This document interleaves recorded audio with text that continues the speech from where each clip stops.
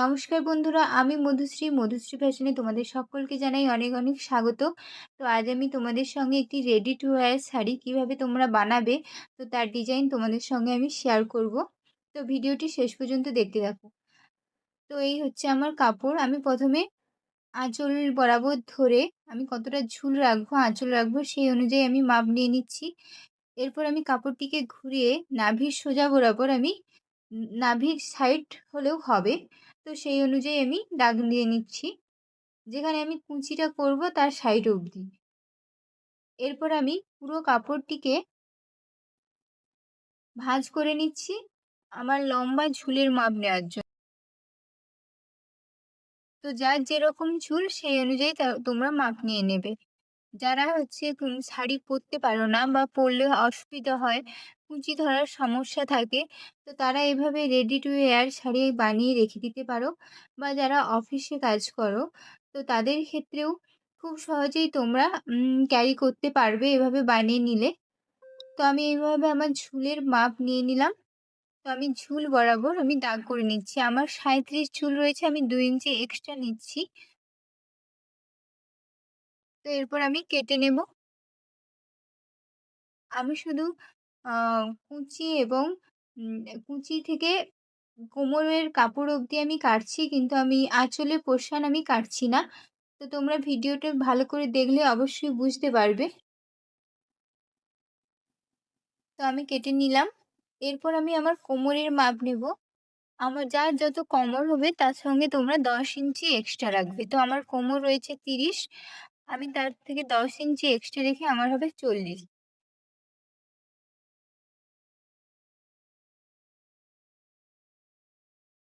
আমি এই যে শাড়িটি কোমরে ধরে আমি কোমর বরাবর যতটা আমার মাপ হবে আমি ততটা দাগ নিয়ে নিচ্ছি।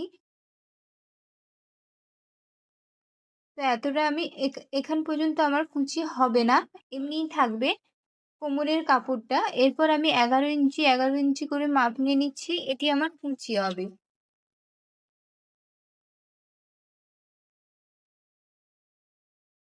তো পুরোটা আমি যেখানে আঁচলের শেষ প্রান্তে যেখানে দাগ দিয়েছিলাম সেই অবধি আমি 11 ইঞ্চি করে দাগ নিয়ে নেব।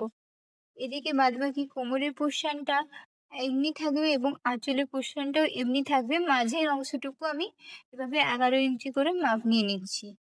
তোমরা ভিডিওটি ভালো করে দেখলে অবশ্যই বুঝতে পারবে।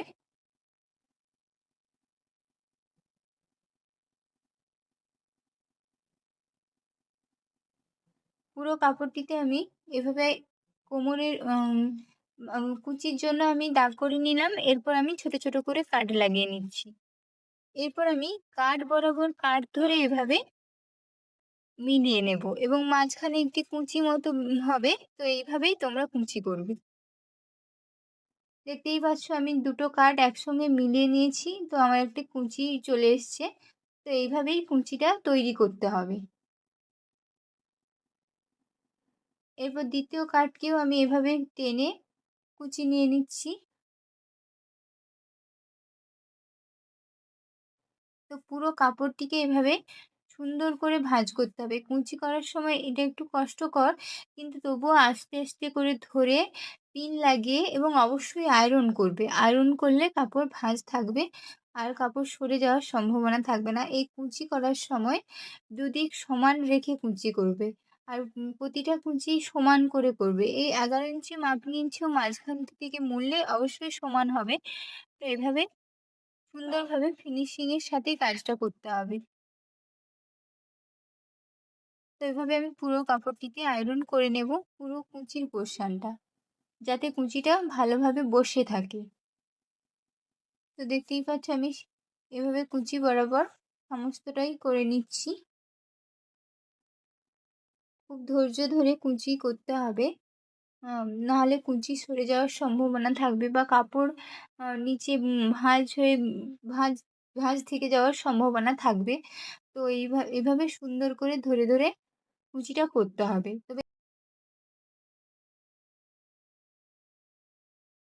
তো এরপর আমি পুরো কাপড়টিকে সুন্দরভাবে আয়রন করে নিচ্ছি।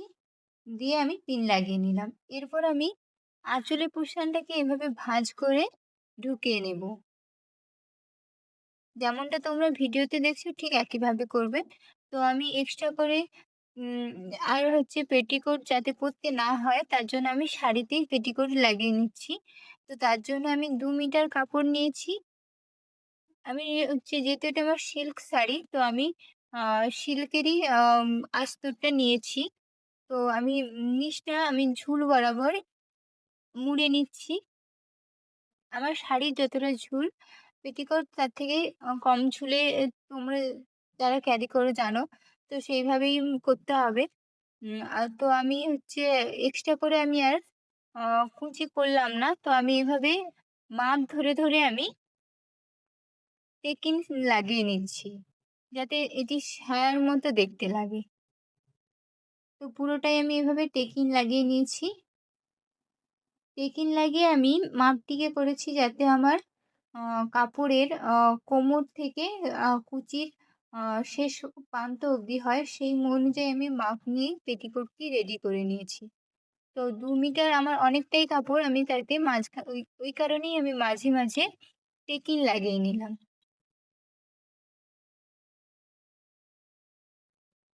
তো দুদিকে আমি এভাবে মুড়ে ভাঁজ করে সেলাই করে নিয়েছি।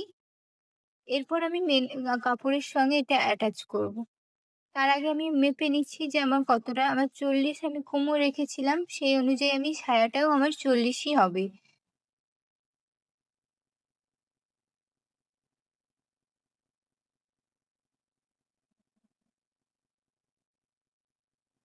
তো দেখতে পাচ্ছ এভাবে আমি সায়া বানিয়ে নিয়েছি।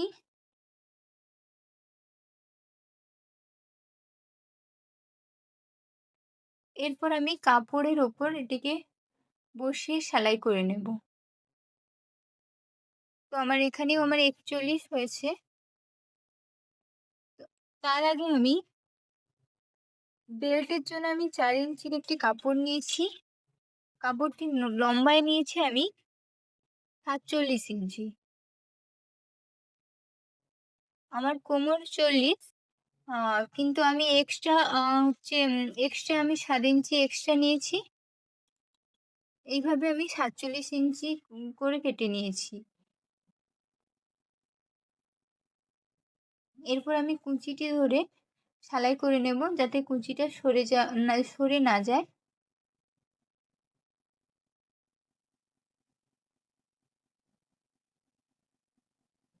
এখানে আমি আঁচলটিকে মুড়ে ঢুকিয়ে সেলাই করে নিচ্ছি।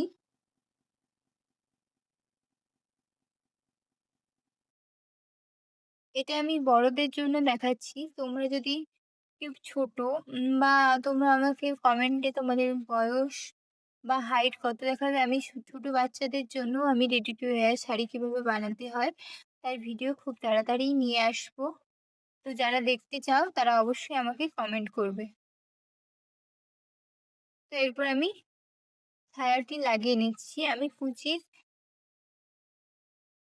শেষ প্রান্ত থেকে আমি সায়া লাগাচ্ছি। কুচির সেদিকে হচ্ছে আঁচলের পোরশন আর এদিকে কোমরের পোরশন। তো আমি সেই থেকে আমি সায়াটি লাগিয়ে নিচ্ছি।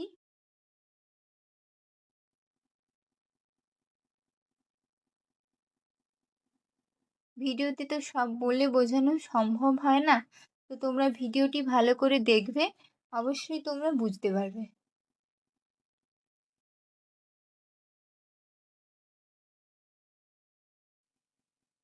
তো আমি পুরোটা এভাবে তৈরি করে নিলাম।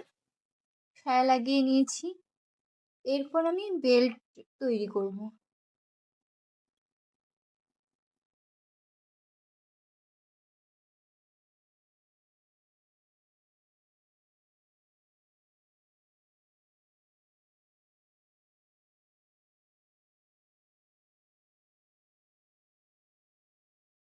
তো বেল্টের জন্য আমি বক্রম নিয়েছি এবং গার্ডার নিয়েছি। তো বক্রমটি নিয়েছি আমি ৩০ ইঞ্চি এবং গার্ডারটি নিয়েছি আমি ৫ ইঞ্চি।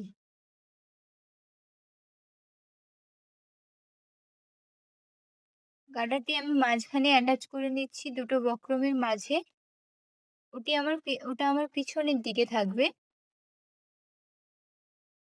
যাতে কখনো যদি মোটা বা একটু যদি মোটা হয় তাহলে আমার কোনো কিছুই সরাতে হবে না। তো আমি ইজিলি ওটা পরতে পারবো। তো সেই অনুযায়ী আমি গার্ডারটা লাগিয়ে নিচ্ছি।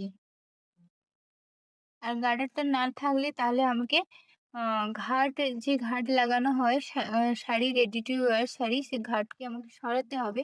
কিন্তু গার্ডারটা লাগানো থাকলে তাহলে আ আম যার মাপে আমি শাড়িটি বানিয়েছি তার থেকে কেউ যদি একটু মোটা হেভি সাইজের হয় তাহলেও সে সেটা পরতে পারে। তো এরপর আমি ব্রোকম ভিতরে দিয়ে এভাবে শাড়ির ভিতরে দিয়ে আমি বেল্টটা রেডি করে নিয়েছি। এরপর আমি বেল্টটা অ্যাটাচ করব।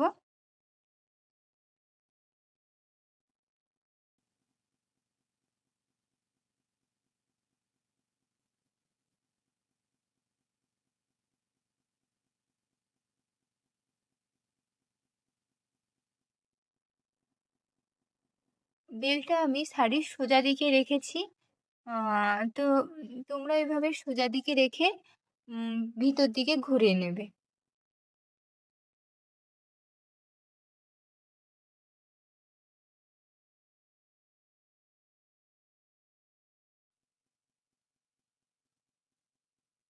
তো এভাবে উল্টে সেলাই করে নিতে হবে।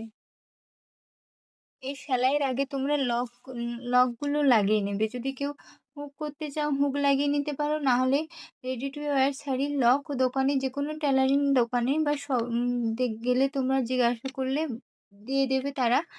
আ তো সেই লকগুলো তোমরা লাগিয়ে নেবে। এটি ঘুরিয়ে সেলাই করার আগে সে লকটা লাগিয়ে নিতে হবে। আ নাহলে সেলাই করে নিলে সে লকটা লাগানো যাবে না। তো আমি আগে সেলাই করে নিয়েছি। আ তো পরে আমার সমস্যা হয়েছে, আমি সেটাকে খুলে আবার লক লাগিয়ে নিয়েছি। তোমরা তার আগেই লকটা লাগিয়ে নেবে। আমি নিচ থেকেও একটি সেলাই লাগিয়ে নিচ্ছি বেলটাকে মজবুত করার জন্য। তো এভাবে আমি রেডি করে নিলাম।